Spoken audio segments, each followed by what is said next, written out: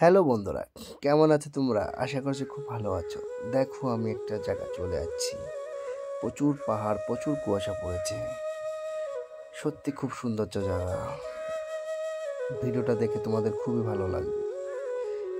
আমি এখানে চলে যাচ্ছি। দেখো, এখানে এতটা কুয়াশা পড়েছে, কোনো কিছু দেখা যাচ্ছে না। এখানে প্রচুর চা ক্ষেত আছে, চা বাগানগুলো কেটে দেওয়া হয়েছে। আমি ভিডিওটা করেছি এখানে দাঁড়িয়ে। এখান দিয়ে দেখো, ঠান্ডার ভিতর গাড়ি নিয়ে যাচ্ছে, আর আমরা এখানে ঘুরতে চলে আসছি।